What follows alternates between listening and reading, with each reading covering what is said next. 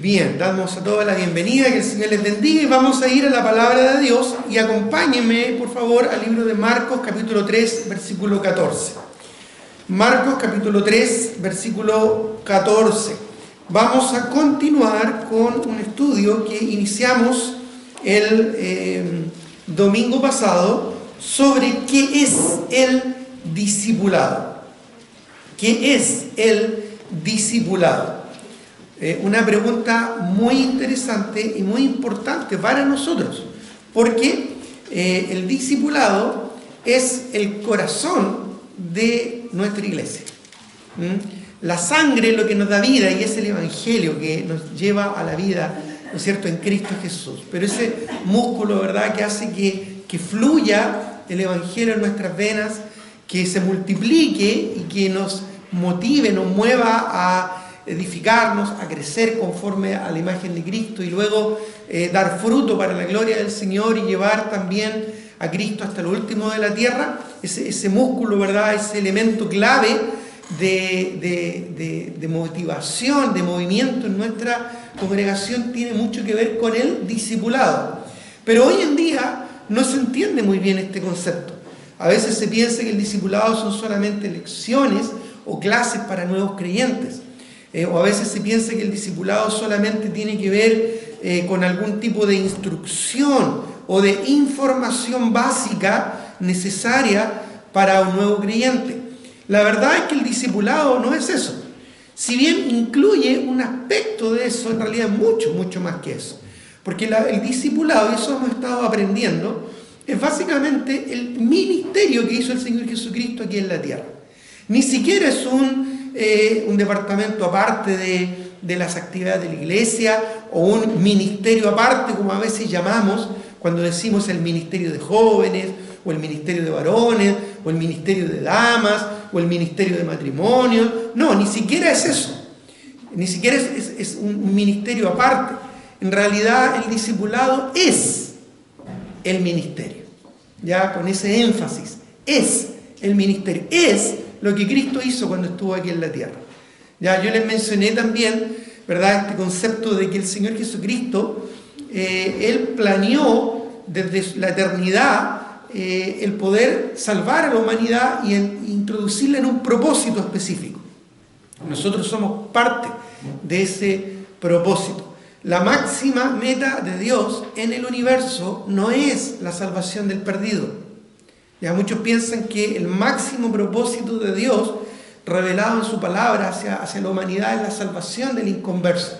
No, ese no es el fin en sí mismo. Nosotros, como seres humanos, no somos el centro del universo, ni menos el centro del plan de Dios en el universo. Nosotros somos solo parte del propósito de Dios. La salvación del incrédulo, la salvación del perdido, es más, nuestra propia salvación tiene que ver con el entrar en un propósito mucho mayor, mucho más amplio, mucho más grande. La máxima meta de Dios en el universo es el establecimiento de su reino para su propia gloria. Esa es la máxima meta de Dios. La máxima meta de Dios tiene que ver con Él, no con nosotros. Tiene que ver con su gloria, no con nuestra salvación. La salvación solo nos da el privilegio de participar, de ser parte en este propósito. Eso es importante definirlo. Por lo tanto, cuando Cristo vino a esta tierra, después de haber estado en la eternidad planeando, ¿verdad?, cómo poder salvar nuestras almas y así introducirnos, ¿verdad?, en su reino, luego Él estuvo 30 años aquí preparándose humanamente, ¿verdad?, para luego dar inicio a su ministerio terrenal. ¿Y su ministerio terrenal cuánto duró? 3 años y medio, básicamente. Aproximadamente 3 años y medio. Y en esos 3 años y medio el Señor Jesucristo no perdió el tiempo. Él hizo exactamente lo que Él planeó hacer. Él hizo exactamente lo que Él se preparó para hacer. ¿Qué fue lo que Él hizo? El ministerio. ¿Y qué tiene que ver con el ministerio de Cristo, su ministerio público aquí en la tierra? Bueno, el discipulado. Él tomó a hombres, apartó a un grupo de hombres para formar su iglesia. ¿Ya? Él tomó aparte a un grupo de personas para constituir su propia iglesia basada en su propia persona. Él iba a ser esa roca sobre la cual iba a ser edificada su iglesia, que hasta el día de hoy está siendo edificada.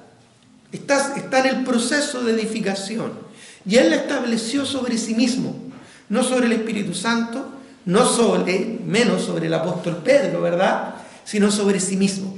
Él es la roca sobre la cual se edifica la iglesia y sobre la cual Él la constituyó. Entonces, siguiendo el mismo concepto de lo que significa iglesia, eclesia, esto ya lo expliqué también hace algunos domingos atrás, Él tomó aparte a un grupo de personas para congregarlas, para cumplir un propósito. Y en esa eclesia, en ese tomar aparte, ¿verdad?, para un propósito, Él estableció a 12, ¿verdad?, a quienes llamó para sí y a quienes capacitó, a quienes preparó, a quienes, ¿verdad?, Él se dedicó para transmitirles no solo información, no solo lecciones, sino para transmitirle vida.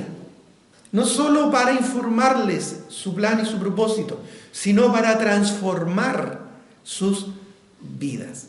Y Él invirtió, ¿verdad?, su tiempo con ellos para formar verdaderos discípulos, que luego llegarían a ser apóstoles, es decir, enviados. Eso significa apóstol, enviado, para cumplir su propósito, su plan, para introducirlos dentro de su plan mayor, superior, que es el establecimiento de su reino en el universo. Nosotros no tenemos ese propósito de establecer nosotros. La iglesia no tiene el propósito de establecer el reino de Dios en el universo. No, somos buenos, pero no tanto.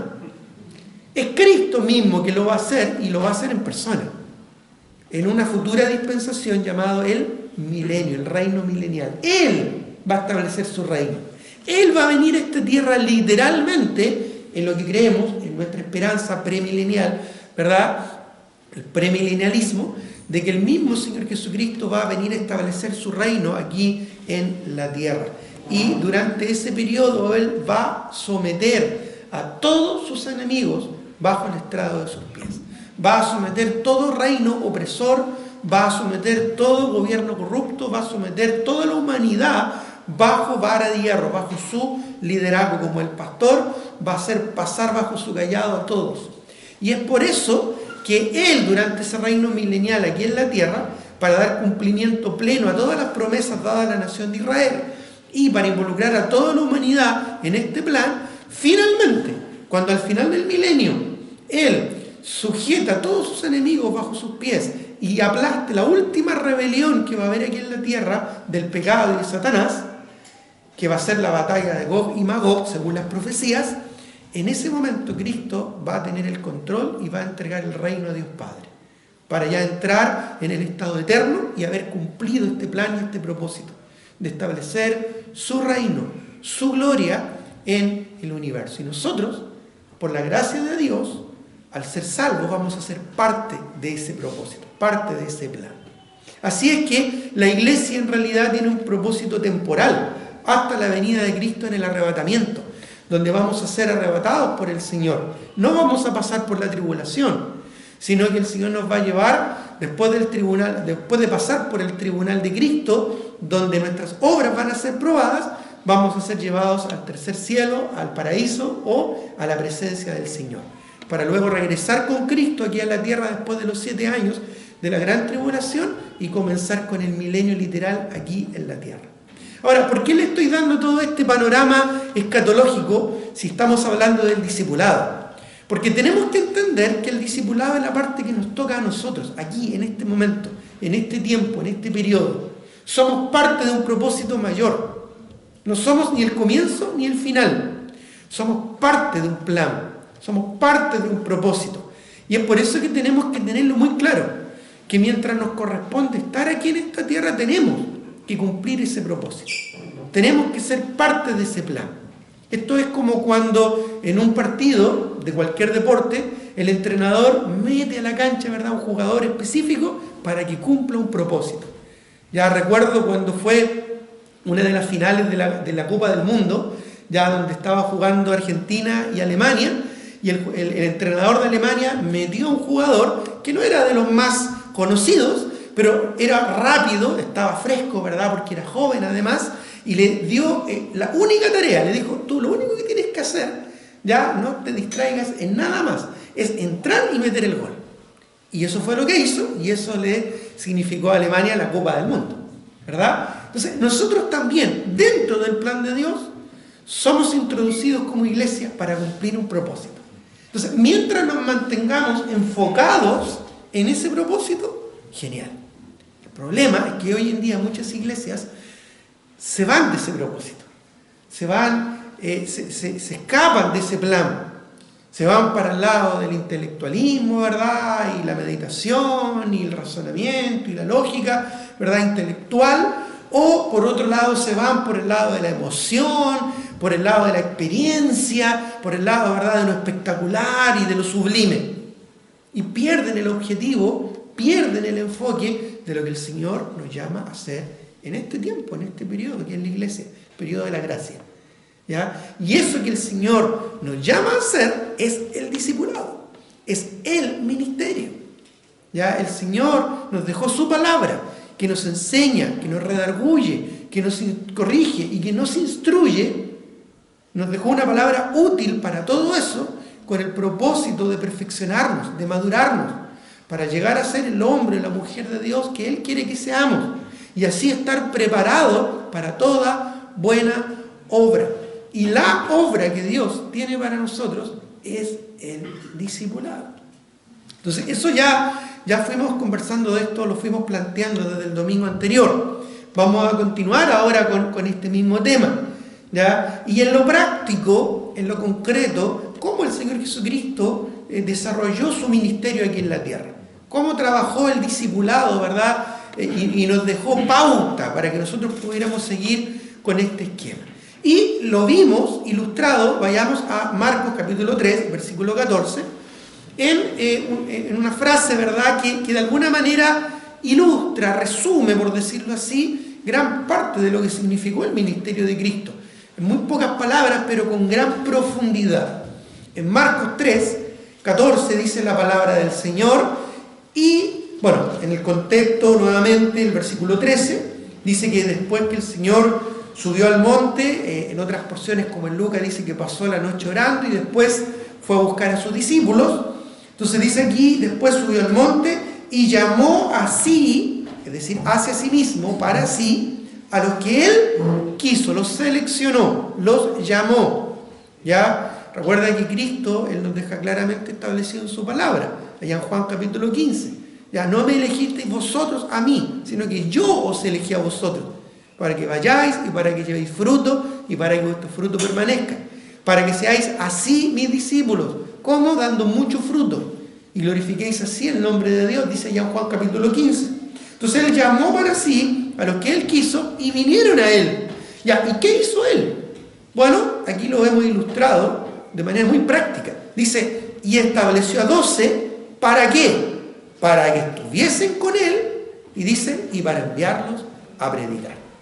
Ya, para que estuviesen con Él, gracias, y para enviarlos a predicar. Entonces, esta frase tan digamos, que a veces podríamos leer de manera tan rápida, tan frugal, en realidad describe bastante bien, de manera muy práctica, lo que hizo el Señor, ya con sus discípulos. Los apartó para que estuvieran con Él, así Él poder transmitir su vida en ellos, y luego capacitarlos para que ellos fuesen a compartir, a predicar, a expandir, ¿no es cierto?, su mensaje, su ministerio, su, ¿verdad?, evangelio, para enviarlos a predicar. Recordemos que la palabra enviados o enviar, ¿verdad?, significa en el idioma original apóstolos, es decir, apóstoles.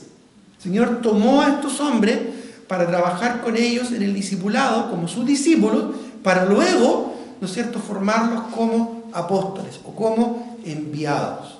Ahora, es importante señalar que el Señor Jesucristo apartó a 12 específicamente. Esos 12 que vivieron y que ya murieron y que estuvieron con el Señor durante su ministerio terrenal son lo que llamamos los apóstoles de Jesucristo. ¿Ya? Más adelante lo vamos a ver, pero en las iglesias del Nuevo Testamento hubieron otros que también fueron llamados apóstoles, como Bernabé, por ejemplo, como Timoteo y otros, pero fueron llamados apóstoles de las iglesias, usando etimológicamente la palabra, ¿ya? Enviados de las iglesias. ¿Se entiende la idea? ¿Ya? Cuando hoy en día hablamos de un misionero, ya inmediatamente pensamos en alguien que se va, no sé, a otra cultura, a otro país, a fundar una iglesia. Pero en realidad, misionero básicamente implica o significa ser enviado con una misión. ¿Ya? Nosotros también somos misioneros porque tenemos una misión y hemos sido enviados a una misión, que es predicar el Evangelio hasta lo último de la tierra. Nosotros, en un sentido etimológico, también somos apóstoles, porque somos enviados, ¿verdad?, a cumplir un propósito en este mundo, ser luminares en este mundo, ¿ya? En medio de una generación maligna y perversa, y compartir el Evangelio y predicar el Evangelio, como dice Marcos 16, a toda criatura. Bueno, pero es importante señalar que no somos apóstoles de Jesucristo. Y hoy en día no existen esos apóstoles de Jesucristo. Y los que hoy en día se llaman a sí mismos apóstoles, en realidad solo son falsos profetas o mentirosos que toman un cargo, una autoridad, un rol, o toman, ¿verdad?, un título que no les corresponde. Ya ejercen una autoridad y un liderazgo que no les corresponde. Ya, porque el último de los apóstoles vivos fue el apóstol Juan, que fue quien escribió el libro de Apocalipsis y quien concluyó y cerró la revelación. Ahora, en sentido etimológico, por lo tanto, en el uso de la palabra, nosotros somos enviados. Pero para poder ser enviados y cumplir el propósito que Dios tiene para nosotros, primero debemos ser discípulos. Esta es la clave del asunto. ¿Ya? El Señor primero tomó, formó, invirtió su vida en sus discípulos para luego usarlos para su gloria. Ya no nos saltamos ni nos podemos saltar ese propósito. La palabra discípulo básicamente significa un seguidor. Y también de ahí viene la raíz de la palabra disciplina.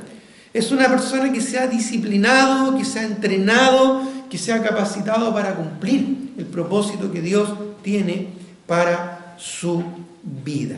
Y ese propósito se cumple invirtiendo tiempo y transmitiendo vida. Por eso es que el Señor, cuando toma estos 12, los tomó para que estuviesen con Él, para que pasaran tiempo juntos y para poder influir en sus vidas y para poder transmitir su vida en ellos, para que luego ellos, al ser enviados, ¿no es cierto?, hicieran exactamente lo mismo, ya, para que estuviesen con Él y luego para enviarlos a predicar. Es decir, se sometieron a una relación sumisa y una dirección transformadora, cercana e intervencionista, porque del momento que ellos se involucraron con Cristo, ya nunca más su vida fue lo mismo, ya nunca más su vida fue igual. Bueno, ahí estoy haciendo de alguna manera un repaso, un resumen de lo que vimos el domingo pasado, y ahora vamos a continuar con otros aspectos relevantes en cuanto a lo que es el discipulado, porque ya establecimos que debemos involucrarnos de manera activa en este proceso, ya siendo los discípulos que debemos ser y no solo haciendo lo que se nos ocurre hacer. Ya recuerden que establecimos muy bien el concepto de que no es tanto lo que hacemos, sino lo que somos. Si somos lo que Dios quiere que seamos, vamos a hacer lo que Dios quiere que hagamos.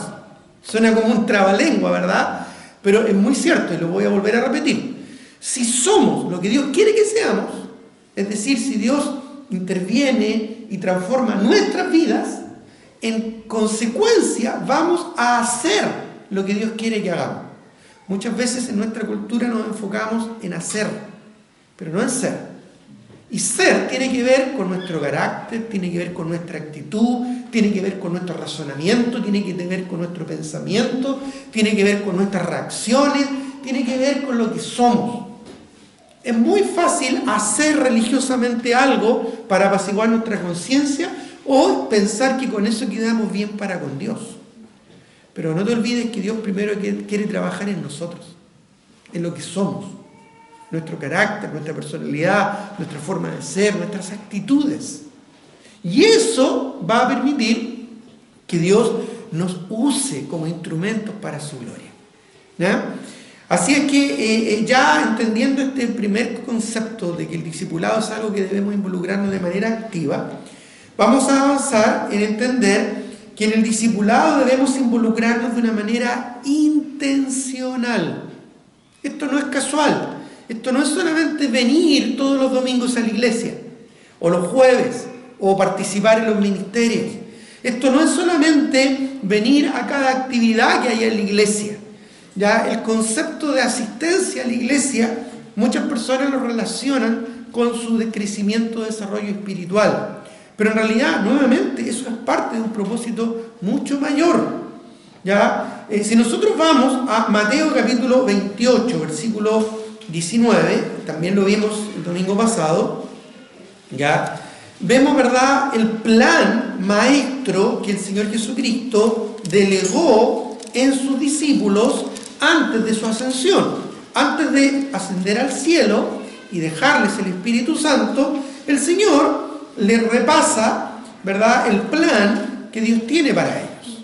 Y es lo que llamamos la gran comisión, que como dijimos, ¿verdad?, algunas iglesias en realidad lo toman como la gran omisión, porque en realidad están ocupados y entretenidos o concentrados en cualquier cosa menos en esto, ¿ya? Si piensan que ser cristiano o ser un discípulo es solamente venir a la iglesia y participar en las reuniones como oyente, ya eso es lo que hace un religioso, eso es lo que hacen las religiones, van a un templo a escuchar un sermón, una homilía, una enseñanza y luego se van y viven sus vidas comunes, ¿verdad?, como se les antoja, es decir, no hay ningún cambio, no hay ninguna transformación. Eso es meramente una religión, ¿ya? No es el plan que Dios quiere para nuestras vidas, porque el discipulado implica un involucramiento intencional. Allá en Mateo 28, ya 19, dice: por tanto, id y haced discípulos a todas las naciones, ¿ya? Bautizándoles en el nombre del Padre, del Hijo y del Espíritu Santo, enseñándoles que guarden todas las cosas que yo os he mandado. Y aquí yo estoy con vosotros todos los días hasta el fin del mundo. En otras palabras, el Señor le está diciendo: yo me voy, les voy a dejar el Espíritu Santo, ya se los había dicho, ¿ya? Pero aún así voy a estar con ustedes, ¿ya? A través de mi Espíritu voy a estar en ustedes, con ustedes, apoyando, ¿verdad?, lo que yo quiero que ustedes hagan. ¿Y qué es lo que yo quiero que ustedes hagan? Yo quiero que ustedes vayan y hagan discípulos a todas las naciones, bautizándolos en el nombre del Padre, el Hijo y el Espíritu Santo, y enseñándoles que guarden todas las cosas que yo os he mandado. ¿Qué les acaba de mandar el Señor en ese momento? Que ellos vayan y hagan discípulos a todas las naciones. Es decir, les deja una tarea bien concreta, bien específica, y una tarea, ¿verdad?, constante. Una tarea circular que se mantiene hasta el día de hoy, ¿ya? Y en esa tarea está implícito algo que necesitamos asimilar. Y es, como dije, ¿verdad?, involucrarnos de una manera intencional. En el contexto original en que fue escrito el Nuevo Testamento y el libro de Mateo, que fue escrito en griego, ¿ya?, el concepto es mucho más desafiante. Mucho más desafiante, porque en nuestro idioma español, en la forma que fue traducido, nosotros leemos: por tanto, id y haced discípulos a todas las naciones. ¿Y dónde vemos ahí el imperativo? Si podemos analizarlo desde un punto de vista gramatical. ¿Dónde vemos el imperativo? Lo vemos en el id, ¿verdad? En nuestro idioma español lo vemos como un imperativo, pero en realidad, en el idioma en que fue escrito esto, no, el id no es el imperativo, ¿ya? El imperativo es el hacer discípulos. De hecho, el id en realidad podría traducirse no como id, no como un imperativo, sino más bien como una orden de continuidad, Ya es lo que se llama un aristo continuo, es decir, una especie como de gerundio, por decirlo así, en nuestro idioma español. Es decir, yendo, ¿ya? Mientras ustedes vayan, ¿ya? Algo que tiene continuidad, que tiene constancia y que tiene permanencia a través del tiempo, ¿ya? Mientras ustedes vivan, hagan discípulos. ¿Ya? Es muy interesante esto porque implica no solo una acción concreta que una vez que la hago ya la hice y por lo tanto ya cumplí, que es normalmente lo que más nos acomoda a nosotros, ¿verdad? Cumplimos una tarea, ya la cumplí, estoy listo.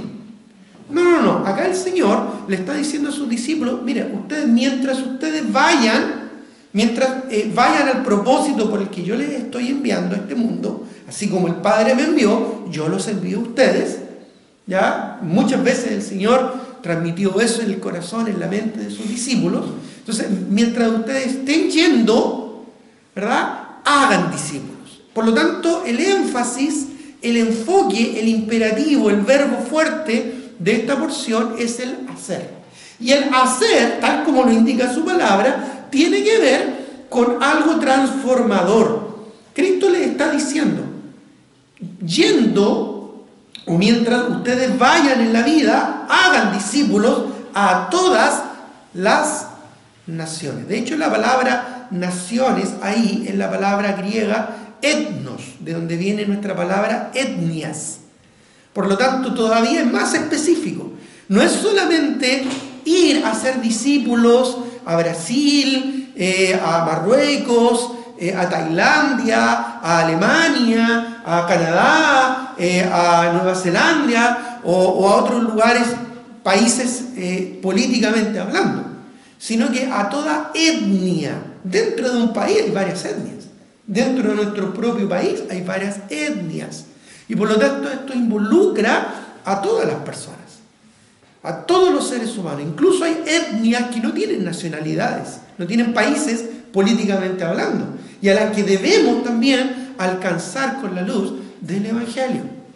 Entonces está diciendo literalmente, yendo a ser discípulos a todas las etnias. Y hacer no es algo espontáneo ni algo incidental, es un esfuerzo consciente y dedicado. ¿Ya? Lo ilustro de esta manera.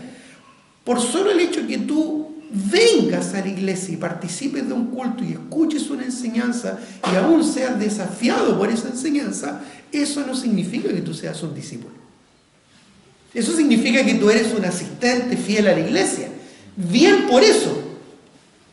Pero si quieres ser un discípulo, esto implica de que la enseñanza a la cual tú estás sujeto transforme tu vida. Hay un cambio en tu vida. Si no, seríamos igual que cualquier religión que tiene sus cultos, algunos muy entretenidos o muy, ¿verdad?, masivos, donde va mucha gente, y sus vidas siguen siendo igual. Termina, ¿verdad?, el culto emocional o el culto muy profundo, intelectual, pero después llegan a sus casas y siguen discutiendo, gritándose en su familia, siguen teniendo problemas, ¿verdad?, con la inmoralidad, siguen hablando palabras sucias, siguen haciendo cosas feas, ¿verdad?, en su entorno, en su trabajo, siguen teniendo pensamientos inicuos en sus mentes, siguen, ¿verdad?, defraudando a aquellos que están a su alrededor o quebrantando las leyes del Señor, etcétera, etcétera. ¿Ya? Por lo tanto, el hacer discípulos tiene que ver con un proceso de transformación, no de información, no de transmitir una información, un material, ¿verdad? Hay muy buenos materiales que hoy en día se llaman, entre comillas lo digo, materiales de discipulado. Muy buenos. Algunos de ustedes probablemente conocen algunos de estos muy buenos materiales de discipulado. Qué pena que el Señor no tuvo acceso a eso en sus días. Podría haber sido su ministerio más provechoso, ¿verdad? Bueno, ¿por qué no tuvo eso? Porque no lo necesitaba.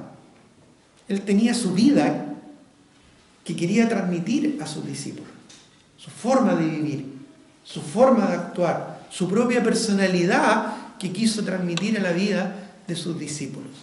Pedro, por ejemplo, el apóstol Pedro, que era tan impulsivo, ¿verdad? Tan especial que era Pedro. Siempre ahí, ¿verdad? Adelante, a veces metía las patas, pero muchas veces también, ¿verdad? Agradaba el corazón del Señor su ímpetu.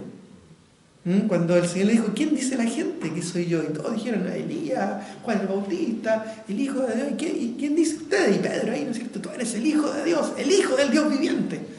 ¿Ya? O cuando el Señor, muchos de sus discípulos ya no le seguían porque su palabra era muy dura, ¿verdad? Y miró a sus discípulos y les dijo, ¿ustedes también se quieren ir? Adelante, váyanse.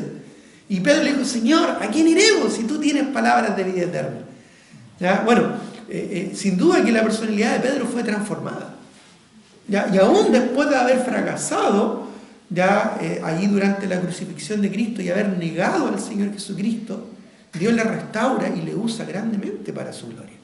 Y solo 50 días después está predicando un sermón, 50 días después, fíjate, solo casi 2 meses después, poquito más de 2 meses después de la resurrección, de la muerte de Cristo, y está predicando un sermón donde más de 3.000 personas se convierten.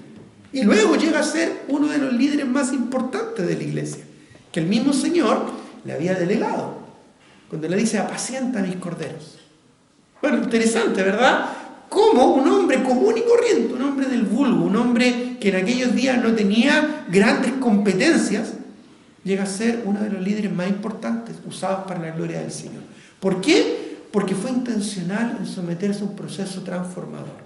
Cristo se lo dijo desde un principio, no solo a él, a todos sus discípulos. Cuando les llama y les dice, venid en pos de mí y os haré pescadores de hombres. Fíjate que el Señor no le dijo que quizás lo que hoy en día en muchas iglesias se le diría a alguien. Vengan en pos de mí y les enseñaré a cómo pescar hombres. O les enseñaré los aspectos básicos del evangelismo. No. ¿Cómo le dijo el Señor? Venid en pos de mí y os haré pescadores de hombres. Es decir, voy a transformar sus vidas. En ese momento sus vidas, ¿qué es lo que eran? Eran pescadores de peces, ya eran hombres del mar de Galilea que dedicaban sus vidas y tenían su sustento en la pesca. Pero Dios los tomó para transformarlos en otra cosa. Ya usando eso como símil, pero el Señor quería ahora usarles en alcanzar almas, las almas perdidas, y llevarlas al propósito que Dios tenía para ellos. Así que hacer no es algo espontáneo o incidental. No porque tú vengas a la iglesia ya eres un discípulo o una discípula. No, se requiere un esfuerzo consciente, una dedicación constante y una actitud de transformación cotidiana. Debemos estar dispuestos y disponibles para que esto así sea. Es una decisión que debemos tomar. No es algo así que tú por venir a la iglesia después de 30 años, ¿verdad? Dios haya trabajado en tu vida y de manera así casi mágica llegas a ser una persona útil para la obra del Señor. No, tenemos que estar dispuestos, tenemos que estar disponibles. Ya muchas veces la actitud de los creyentes el día de hoy es ir a la iglesia y quedarse solo con lo que les gusta, solo con lo que les conviene, solo con lo que les acomoda, pero no tomar el todo o el contexto de lo que Dios quiere hacer en sus vidas. Ya, esto me gustó, esto me agradó. Es como la actitud, digo yo, del supermercado. Cuando tú vas y escoges lo que tú quieres, lo que a ti te conviene. Es más, tal vez necesitas algo, pero tú comparas y dices, esto vale tanto, aunque es de mejor calidad, y esto vale tanto, aunque es de menor calidad, pero es más barato. Ya, llevo esto. A veces la vida cristiana, a veces los desafíos espirituales no son baratos, requieren costos. Costos de entrega, de sacrificio, de dedicación, costos de dejar cosas que a veces no estamos dispuestos a hacer. Entonces, esos costos se relacionan con algo, ¿verdad?, intencional, con una decisión consciente, no de éxtasis, de un momento de éxtasis o de emoción, o solo de un entendimiento intelectual. Tiene que ver con una actitud de disposición y de estar dócil en las manos del Señor. Requiere que seamos dóciles, que seamos humildes. Piensa que los discípulos de Cristo no siempre entendieron lo que el Señor Jesucristo les quiso enseñar. Muchas veces ellos tuvieron que hacer cosas que ellos ni entendían. Incluso el Señor les dijo, hay cosas que todavía ustedes no las pueden entender, ni las pueden sobrellevar. Más adelante sí las van a poder comprender. Incluso la misma Escritura dice ya que cuando el Señor resucitó, ahí como que recién muchas cosas calzaron en su mente y en sus corazones para poder comprenderlas. Y entendieron lo que el Señor había dicho. Después que sucedían las cosas, ellos como que, por eso el Señor dijo esto. Entonces tenemos que tener un corazón dócil y humilde como el de ellos. A veces no vamos a entender lo que Dios quiere hacer en nuestra vida, pero sí tenemos que obedecer y sí tenemos que hacer lo que Dios nos está pidiendo. Esto también implica que nos mantengamos diligentes y perseverantes. Esto no es una carrera de 100 metros planos, no es solo cumplir, no es solo venir a la iglesia, ¿verdad?, por una cierta cantidad de años. No es solo leer la Biblia de principio a fin solo una vez.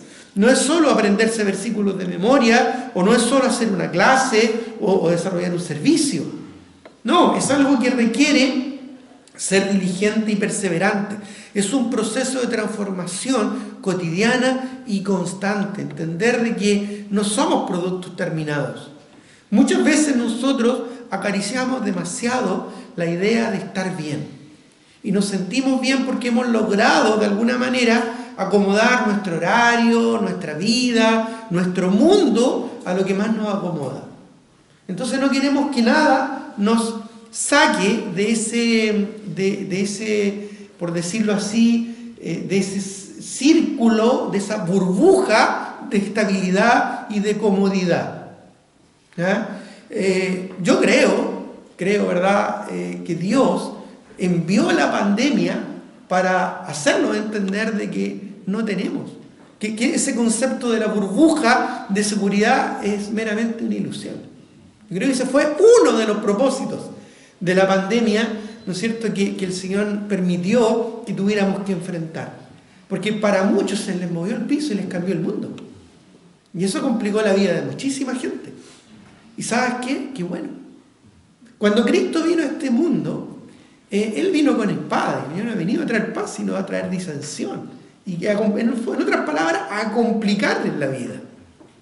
A veces el discipulado tiene que ver mucho con eso. Sacarnos de nuestro metro de seguridad, de nuestro círculo de estabilidad, de nuestra burbuja, ¿no es cierto?, de comodidad. Y exponernos a una transformación, a un cambio. Como dije, a veces valoramos mucho nuestro estilo de vida, a lo que hemos logrado, a lo que hemos llegado. Ya me ordené en mis horarios. No, ya funciono bien de esta forma. Ya estoy bien en este aspecto. Y cuando incluso de pronto se nos presenta la oportunidad de un servicio, un ministerio, ¿verdad?, inmediatamente, ¿qué es lo que hacemos? Bueno, a ver si eso encaja en mi mundo. A ver si eso encaja en mi programa, a ver si eso encaja en mi comodidad, en mi seguridad, en mi forma de vivir la vida como la he vivido hasta ahora. Si no encaja, lo desecho. O si puedo acomodarlo, ¿verdad?, lo introduzco. ¿Te imaginas que el Señor Jesucristo, cuando le preguntó a los discípulos, vengan en pos de mí y os haré pescadores de hombres, que sus discípulos le hubieran respondido, igual como muchos nosotros hacemos hoy en día? A ver, déjame ver mi agenda. Habría dicho el apóstol Pedro. A ver, voy a ver mi agenda. A ver, ¿qué días te puedo dedicar, Señor? Porque este día estoy complicado, porque tengo este compromiso, tengo esta actividad. Pero es que yo no pienso que ha ocurrido de esa manera, ¿verdad? Ellos tuvieron un corazón muy dócil, muy dispuesto. A veces valoramos tanto, ¿verdad?, nuestra estabilidad, nuestra seguridad, nuestra comodidad, que eso nos cuesta sacrificar cuando Dios quiere hacer algo en nosotros. No es que yo lo hago de esta manera, no es que yo soy así, no es que yo funciono así. Te hago una pregunta: ¿quién conoce mejor tu vida? ¿Tú mismo? ¿Hay alguien que la conoce mejor que tú mismo? Es Dios.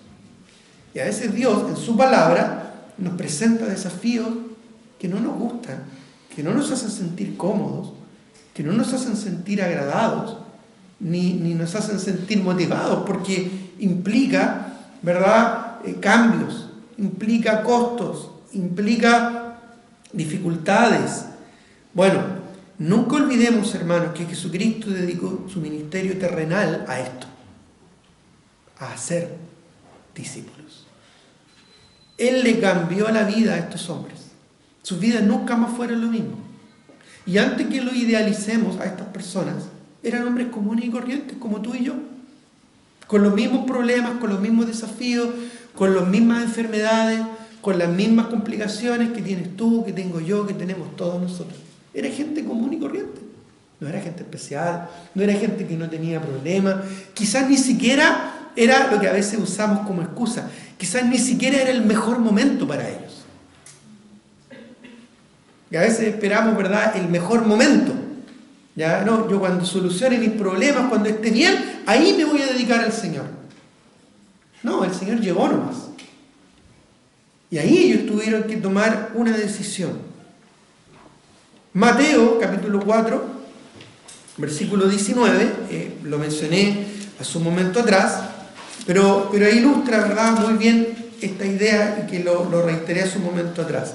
Mateo 4, 19 dice, y les dijo, venid en pos de mí y os haré pescadores de hombres. ¿Y qué dice el versículo siguiente? Y ellos, después de haberlo analizado, después de haber revisado su agenda y haber considerado todos los pros y contras, y de haber visto sus aptitudes y considerar sus capacidades, y ver si podían hacerlo o no, si considerar, ¿verdad?, el efecto en su vida, todo eso dice, ¿o no? No, eso dice la versión moderna, pero la versión antigua dice, entonces ellos, dejando al instante las redes, le siguieron. ¿Ya? Dejando al instante las redes, le siguieron. Y ahí no solo se refería a las redes sociales, digitales, ¿ya?, que a veces también podría implicar seguir al Señor. ¿Ya? Pero la actitud fue una actitud dispuesta y dócil. Bueno, eso les transformó a ellos en discípulos. ¿Ya? Y ahí estamos apuntando a lo que es el discipulado. Es más, implica un costo que hay que pagar. Mira, la salvación, ya a veces decimos, es gratis. Sabemos que no es gratis la salvación. Alguien tuvo que pagar un precio. No nosotros, para gloria de Dios. Ese precio lo pagó Cristo. Completo. Él pagó el precio. Con su sangre en la cruz nos redimió de todo pecado, y porque por gracia somos salvos por medio de la fe. No tuvimos nosotros que hacer nada, solo aceptar por fe lo que Cristo hizo por nosotros. Pero Él pagó el precio. Para Él significó sufrimiento, castigo, dolor, separación del Padre, porque Él cargó sobre sí el pecado de todos nosotros. Pero a nosotros fue por gracia, un don, un favor no merecido. Bueno, pero el discipulado sí tiene un costo para nosotros. No es gratis. Seguir a Cristo es una cosa, pero ser un discípulo es otra. Llegar, es más, dentro de un discipulado a ser un apóstol, ya un enviado, como ya expliqué etimológicamente en el uso de la palabra, ya una persona que cumpla un propósito de Dios y un propósito que se multiplica, tiene un costo. No es fácil, no es agradable, no va a ser cómodo. Muchas veces va a ser doloroso y difícil, pero necesario. Mira Lucas 14. ¿Ya? Lucas capítulo 14, versículo 25 en adelante. Lucas capítulo 14, versículo 25 en adelante. ¿Lo tienes ahí? Dice la palabra del Señor. Grandes multitudes iban con él, y volviéndose les dijo, y esto es algo que después lo vamos a ver en más detalle en otro mensaje, pero para tener el concepto, la idea inicial, veamos lo que pasa aquí. Recuerda, grandes multitudes iban con él. Esto es como decir, muchas personas asistían a la iglesia, venían a los cultos, venían a las reuniones, estaban allí. En este caso el Señor enseñaba en una colina y mucha gente se congregaba. Multitudes, dice la Escritura, iban con él. Pero él, volviéndose, les dijo: si alguno viene a mí y no aborrece a su padre y madre y mujer e hijos y hermanos y hermanas y aún también su propia vida, ¿qué dice? El Señor aquí está diciendo que hay algunas personas que le seguían que no iban a poder ser sus discípulos, porque esto implicaba un costo: amarle a Él más que a todas las demás personas, incluyendo a sus hijos. ¿Quién es la persona que tú más amas en la vida? Después de Dios, por supuesto. Los más espirituales dirían Dios, ¿verdad? Pero aquí terrenalmente, tu esposo, tu esposa, espero que así sea antes que tus hijos.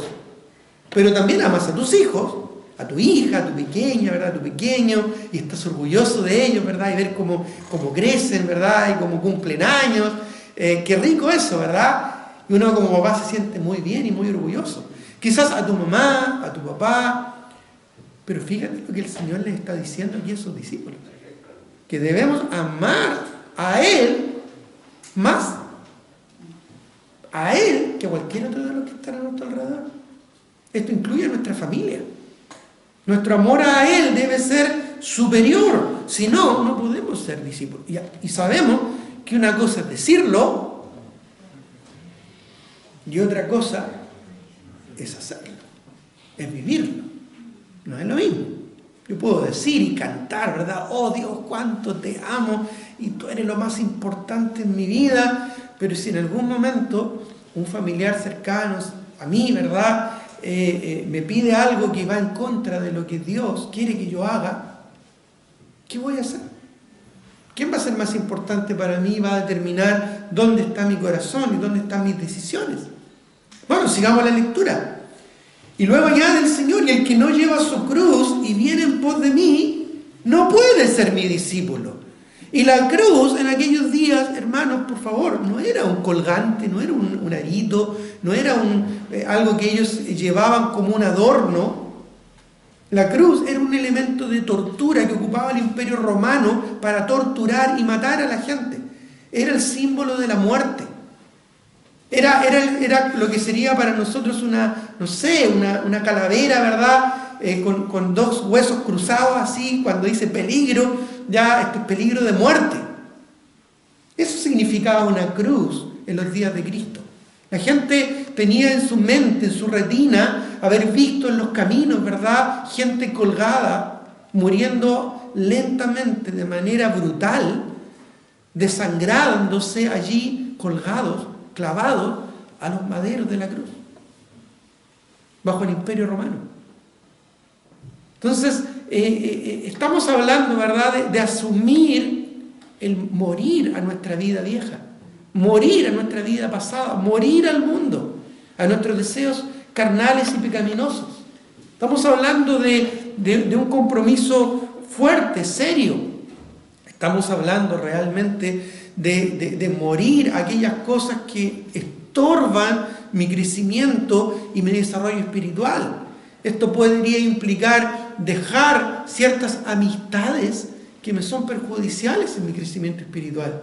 Dejar ciertos hábitos que son perjudiciales en mi crecimiento espiritual. Dejar ciertas actitudes que son tan normales en mí y cambiarlas por otras actitudes que realmente glorifiquen al Señor y honran al Señor, etcétera, etcétera.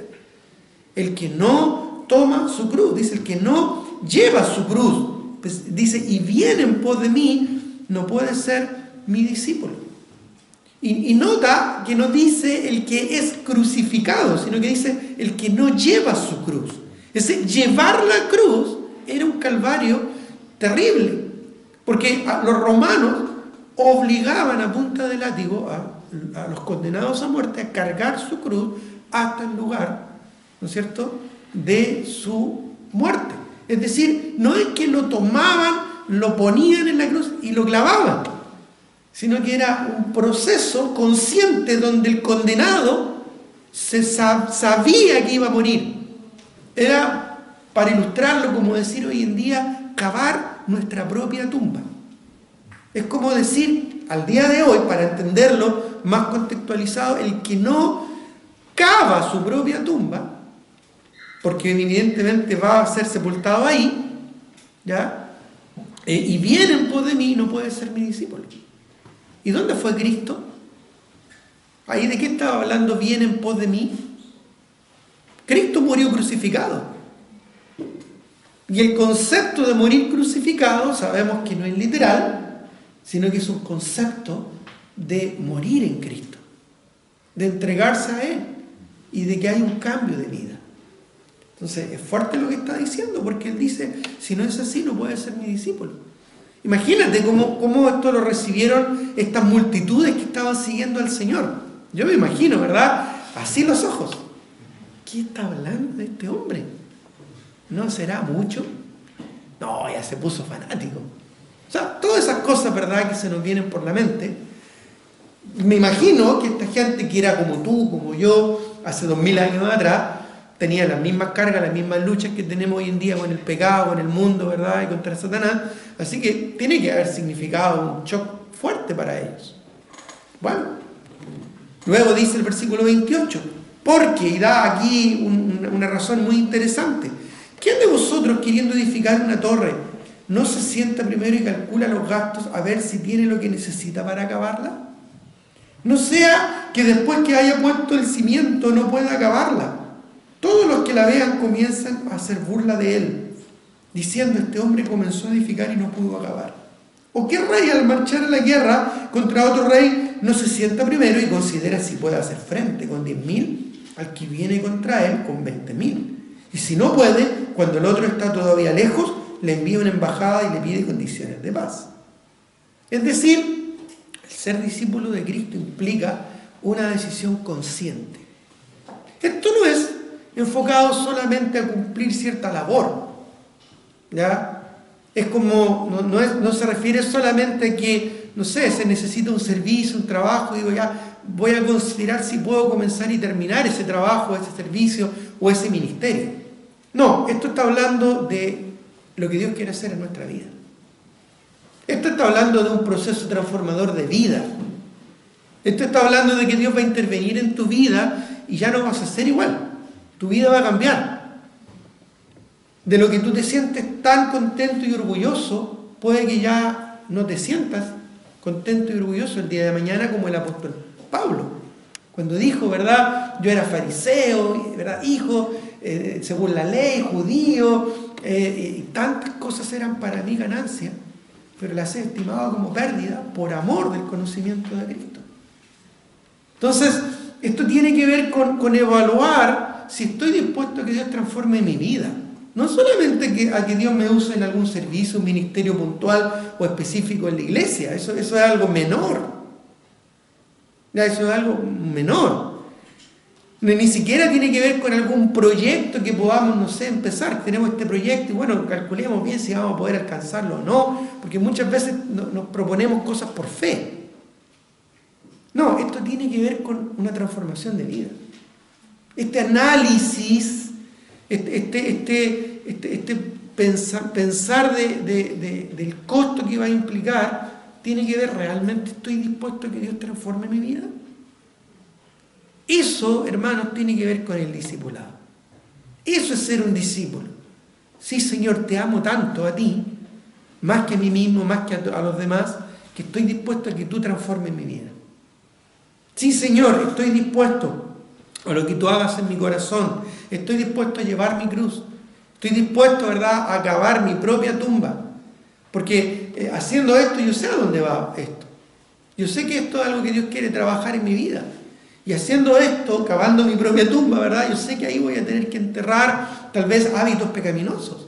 Yo sé que ahí voy a tener que dejar amistades con las que me llevo re bien, pero que no benefician en mi desarrollo y crecimiento espiritual. Yo sé que voy a tener que tirar ahí, ¿verdad?, algunas personas que están en mi corazón y que a veces son más importantes que tú, Señor. Y es idolatría. Yo sé que voy a tener que tirar ahí quizás el orgullo de mi profesión, de mi carrera. Quizás yo sé que voy a tener que tener ahí la confianza en mis recursos. Yo sé que quizás voy a tener que tirar ahí, ¿verdad?, en ese foso mi confianza en la salud. O voy a tener que tirar ahí, ¿verdad?, mi confianza en mis capacidades. O mi comodidad. O mi falta de disposición al sacrificio. O qué sé yo. Entonces, te das cuenta que tiene que ver con un análisis serio de lo que estoy dispuesto a cambiar, a ser transformado por el Señor. Y luego, mire lo que concluye el Señor, el versículo 33. Así pues, en conclusión, ya la conclusión de todo esto, por si no fuera poco, y por si no lo tuviéramos suficientemente claro, así pues, cualquiera de vosotros que no renuncia a todo lo que posee, no puede ser mi discípulo. 3 veces el Señor se refirió a personas que no podían ser sus discípulos. Y aquí implica a todos. Estas multitudes que le seguían, toda esta gente que, por decirlo así, venía a la iglesia, estos oyentes fueron confrontados por el Señor a lo que es el costo del discipulado. Entonces, te das cuenta que el discipulado no es algo espontáneo, no es algo casual, no es algo así, bueno, llevo 30 años en la iglesia, entonces no, yo ya soy un discípulo del Señor. No, puedes llevar 50 años y no haber crecido nada en tu vida espiritual. No es por la cantidad de tiempo que tú llevas en la iglesia, ni siquiera es por la cantidad de cosas que tú haces. No, es que yo canto en el coro, no, es que yo predico, no, es que yo enseño. Qué bueno que hagas eso, pero eso no significa que tu vida ha sido transformada. Esto tiene que ver cuánto tú te has relacionado con Cristo y cómo Él ha influido e impactado tu vida. Tiene que ver con cuánto tú te pareces a Cristo. Tiene que ver cuánto tú reaccionas como Cristo, cuánto tú piensas como Cristo, cuánto tú actúas como Cristo. Tiene que ver con las decisiones que tú tomas día a día, si tienen que ver con cómo lo haría Cristo. Tiene que ver con Cristo en ti. Recuerda las palabras del apóstol Pablo en Gálatas 2:20. Él era un discípulo, es más, él ya era un apóstol. Él dijo, ¿verdad? Con Cristo estoy juntamente crucificado. Y ya no vivo yo, mas Cristo vive en mí. Él, aquí Lucas 14, lo tenía muy claro en su corazón. Y lo que ahora vivo en la carne, en este cuerpo mortal, se refiere, lo vivo en la fe del Hijo de Dios. La fe, ahí significaba la palabra de Dios, que en ese momento estaba siendo revelada. Esa fe que fue una vez dada a los santos, dice Judas. Esa fe que ha sido transmitida. Lo que vivo ahora en la carne, lo vivo en la fe del Hijo de Dios, el cual me amó y se entregó a sí mismo por mí. Lo que Dios pide, lo que Dios quiere de mí. Sería el equivalente a nosotros decir, lo que ahora vivo en este cuerpo mortal, lo vivo en la palabra, en la Biblia, en la Escritura. En obedecer y vivir y hacer carne la palabra en mí. No solo siendo un oidor olvidadizo, sino un hacedor de la palabra. Porque si no, ¿qué dijo el Señor? Entonces no puedes ser mi discípulo. Entonces te das cuenta, muchos seguían a Cristo. Dice, multitudes le seguían, allá en el versículo 25, grandes multitudes iban con él. Pero el Señor separó, ¿verdad?, la paja del grano. Él dijo, no todos van a poder ser realmente mis discípulos. ¿Quieres ser un discípulo de Cristo? Bueno, ese es el desafío que plantea Cristo en el discipulado. Esto es el discipulado. Por eso es que debemos involucrarnos, pero de la forma correcta.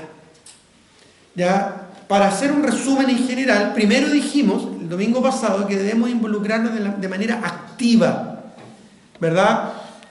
Siendo los discípulos que debemos ser y no solo haciendo, ¿verdad?, lo que se nos ocurre hacer. En segundo lugar, también dijimos que debemos involucrarnos de una manera intencional. Dijimos que el discipulado, ¿verdad?, no es espontáneo, no es incidental o accidental, es un esfuerzo consciente y dedicado, tiene un costo que debo estar dispuesto a pagar. Esto implica una decisión, una entrega, una consagración. Y en tercer lugar, tercer y último lugar, para cerrar este tema que comenzamos el domingo pasado en cuanto a qué es el discipulado, debemos estar involucrados de la forma correcta. De la forma correcta. ¿Ya? Vayamos nuevamente a Mateo capítulo 28, por favor, en la Gran Comisión. Mateo capítulo 28. Una vez más dice Mateo capítulo 28, versículo 19 al 20, por tanto, id y haced discípulos, bautizándolos en el nombre del Padre y del Hijo y del Espíritu Santo, enseñándoles que guarden todas las cosas que os he mandado, y aquí yo estoy con vosotros todos los días hasta el fin del mundo, bautizándoles y enseñándoles que guarden todas las cosas que os he mandado. Y aquí lo primero que quiero destacar con respecto a lo que es el discipulado y cómo debemos involucrarnos en la forma correcta, es que el discipulado implica una enseñanza, ¿ya? Porque dice, enseñándoles que guarden todas las cosas que yo os he mandado, ¿verdad? Pero ¿qué implica ese tipo de enseñanza? Porque hay distintos tipos de enseñanza. Ya hoy en día se hablan de muchos tipos de enseñanza e incluso también de muchas formas de aprendizaje. Ya se habla de la inteligencia emocional o intelectual y se hablan de muchas diferencias también pedagógicas, visual, auditiva, sensorial, etcétera, etcétera. ¿Ya? Pero Cristo, mucho antes que todos los psicopedagogos inventaran todas estas técnicas y todas estas cosas, Él ya entendía y Él ya sabía y Él ya manejaba el mejor concepto pedagógico para que un ser humano pueda aprender. Y lo dice acá. Él cuando usa aquí la palabra enseñándoles que guarden todas las cosas que yo os he mandado, esa palabra enseñándoles en el griego, en el original en que fue escrito el Nuevo Testamento, es la palabra didasco. Otras partes de la escritura, enseñanza se traduce en base a otra palabra, que es la palabra paidagogos, o pedagogo, o maestro, como se podría traducir, ¿verdad?, hoy en día. Pero aquí, específicamente, usa la palabra didasco. De ahí deriva la palabra didáctico. Y cuando nosotros pensamos en algo didáctico, inmediatamente pensamos en cómo se le enseña a un niño, de una manera didáctica. ¿Y cómo se le enseña a un niño de una manera didáctica? Bueno, usando todos los elementos que los psicopedagogos hoy en día, ¿no es cierto?, tanto hablan, de manera visual, de manera sensorial, de manera, ¿verdad?, participativa, etcétera, etcétera. Ya, un juego didáctico, por ejemplo, ¿qué sería? ¿Qué sería un juego didáctico? Podríamos decir que un juego de estrategia, ya así de carta y de lectura y de aplicación de estrategia, sería un juego didáctico para un niño de 5 años, ¿no? No, porque tienes que leer, Pero si tú quieres enseñarle a un niño pequeño las formas geométricas y tomas, ¿verdad?, un triángulo, un círculo, un cuadrado y luego una tabla donde están exactamente esos huecos, y tú le quieres enseñar al niño, ya, ¿qué es lo que es un triángulo? Un triángulo, mira, aquí hay un triángulo. El niño lo toma, ¿verdad? Le toma el peso, si es muy chico se lo lleva a la boca, ¿verdad? Pero después le dice, ya, ponlo donde corresponde. Y le dice, triángulo, ya, y va y busca y lo trata de meter ahí donde está el círculo y no encaja. Y después donde está el cuadrado tampoco encaja. Y después lo mete ahí donde está el triángulo y encaja perfecto. Triángulo, tú le estás enseñando de manera didáctica. Tú estás involucrado en el proceso de enseñanza de ese pequeño, tú le estás ayudando, tú le estás guiando. Es más, quizás tú primero tomaste el triángulo y lo pusiste ahí y después se lo pasaste al niño.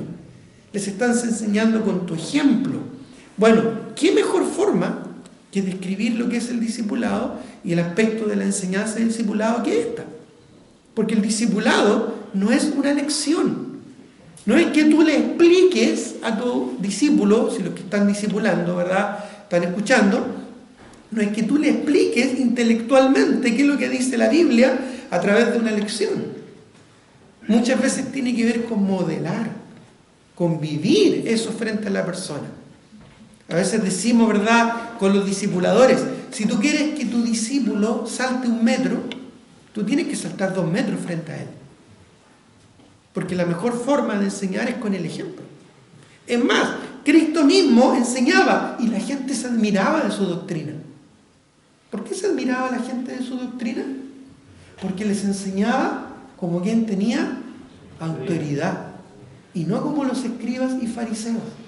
No, los escribas y fariseos enseñaban, ¿no es cierto?, de manera muy intelectual, pero Cristo enseñaba con su ejemplo, con su propio testimonio. Él enseñaba con su propio ejemplo, ¿ya? Cómo Él quería que las cosas fuesen, ¿ya? En Hechos, vayamos a Hechos, por favor, capítulo 1, ¿ya? En Hechos capítulo 1, versículo 1, cuando acá Lucas escribe el libro de Hechos, quiere describir qué es lo que está pasando en el comienzo de la iglesia. ¿Ya? Le llama Hechos de los Apóstoles porque tiene que ver con las cosas que los apóstoles hacían. ¿Ya? Y él comienza, ¿verdad?, con lo que Cristo les delegó a los apóstoles para que ellos hicieran. O incluso cómo lo hicieran. Entonces cuando Lucas ya comienza el libro de los Hechos, da a entender exactamente cómo lo hizo Cristo. Cómo Cristo enseñó a sus discípulos. Cómo los discipuló. Miren lo que dice, versículo 1. En el primer tratado, o Teófilo, ¿cuál fue el primer tratado al que se hace referencia aquí, Lucas? El Evangelio de Lucas. ¿Ya? Y aquí está haciendo un segundo tratado. Dice, en el primer tratado, o Teófilo, hablé acerca de todas las cosas que Jesús, eso en el Evangelio de Lucas, comenzó, ¿qué dice? A hacer y enseñar. ¿Te das cuenta que hoy en día nosotros invertimos el orden? Hoy en día, en cualquier carrera universitaria, primero se te enseña teóricamente y después se te hace hacer la práctica. ¿Sí o no? La mayoría es así. Es más, en algunas carreras, hoy en día, están como innovando y están como haciendo que mientras estudie la carrera, haga el tiro la práctica. Pero el Señor Jesucristo no lo hizo así, ¿no? El Señor Jesucristo primero comenzó a hacer y después a enseñar. Lo hizo y después le dijo, háganlo así. Es lo que muchas veces nosotros también decimos para ilustrar el proceso de discipulado. Cristo primero llamó a sus discípulos y les dijo, ya muchachos, yo hago y ustedes me miran. Y el Señor, ¿no es cierto?, sanó enfermos, sanó leprosos, ¿verdad? Hizo algunos milagros y ellos veían. Ellos veían cómo el Señor, ¿verdad?, intervino en esta boda y convirtió el agua en vino. ¡Wow! Tremendo. El Señor vio, o sea, los discípulos vieron cómo el Señor conversó ahí con la mujer samaritana y esta mujer se convirtió y llamó a todos los samaritanos para que escucharan el Evangelio y conocieran al Mesías. Ellos estaban ahí, mirando lo que Cristo hacía. Pero después, el Señor Jesucristo les dijo, ya muchachos, ahora yo hago y ustedes me ayudan. ¿Qué les parece? Genial, pues entonces el Señor multiplicó los panes, los peces, ¿verdad? Ya, y ustedes me ayudan. Pues entonces tomen cada uno una canasta y van a repartir el pan y los peces, ¿verdad?, a la multitud. Ay, ellos genial, ya estamos apoyando al Señor y participaban en eso. Entonces estaban ayudando. Pero después el Señor les dijo, ya muchachos, ahora ustedes hacen y yo los miro. ¿Ya? O sea, sí, yo les ayudo. ¿Ya? Entonces los envió a predicar de 2 en 2. A la misma aldea donde el Señor ya antes había estado predicando. Y les dio más encima poder y autoridad. Y llegaron súper contentos porque veía como el diablo, ¿verdad?, era sometido con el poder del Señor. No se alegren tanto, les dijo el Señor, ¿verdad?, de que los espíritus se os sujetan, sino gozaos más, ¿verdad?, del reino de los cielos. Pero después el Señor les dijo, ya muchachos, ahora ustedes hacen y yo me voy. En la ascensión. Y ahí tenemos Mateo 28. El Señor se fue. Aquí se está yendo. Dice que subió al cielo, ¿verdad? Y los discípulos quedaron mirando y vino un ángel y les dijo, ¿por qué miráis al cielo? Ya en Hechos capítulo 1, el mismo Cristo que ha sido alzado va a volver a venir. Y ellos después que ya no vieron más al Señor, ya se perdió entre las nubes, se miraron, me imagino, unos a otros. Y ahora, ¿quién podrá defendernos? No dijeron eso.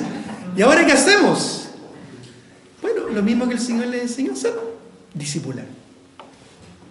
Entonces, ese proceso, esa forma de transmitir vida, es lo que implica el discipulado. Incluso es más, después les dice en Mateo 28, volviendo ahí, les dice, enseñando que guarden todas las cosas que yo os he, dice ahí, dice, enseñándoles que guarden todas las cosas que yo os he mandado. Esa palabra que guarden, la palabra guardar ahí, guarden, en griego es la palabra tereo. Y esa palabra complementa la palabra didasco. ¿Saben por qué? Porque implica tereo, esa palabra tereo, implica obedecer por vista. Obedecer por vista.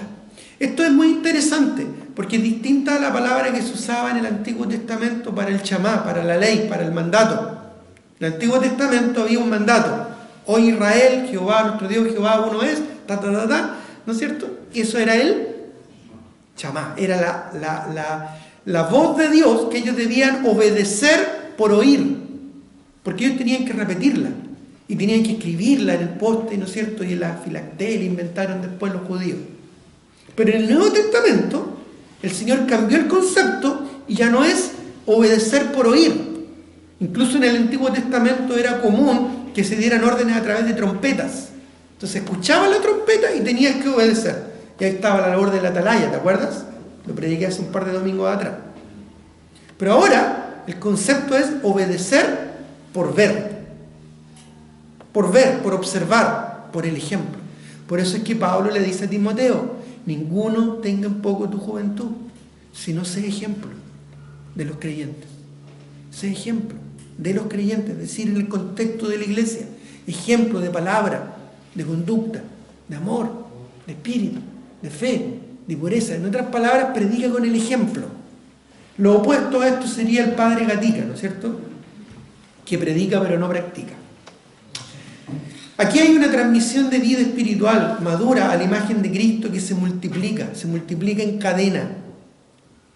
Ya en 2 de Timoteo, capítulo 2, versículo 2.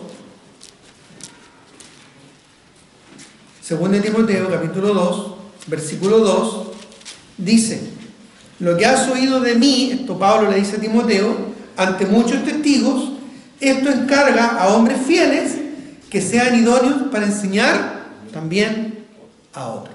Aquí vemos 4 eslabones de esta cadena. Pablo, que le enseña a Timoteo frente a muchos testigos, es decir, en el contexto de una iglesia local. Esto mismo enseña a hombres fieles, ahí está el tercer eslabón, que sean idóneos para enseñar también a otros. Ahí tenemos el cuarto eslabón. Esta cadena es una cadena circular, es una cadena que se multiplica y que se mantiene en el tiempo.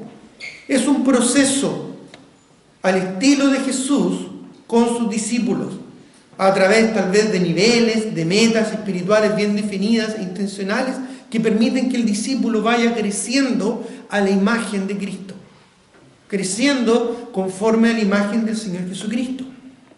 Eso es el discipulado.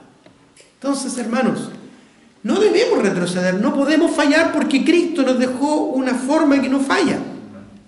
Cristo nos dejó una manera que no falla.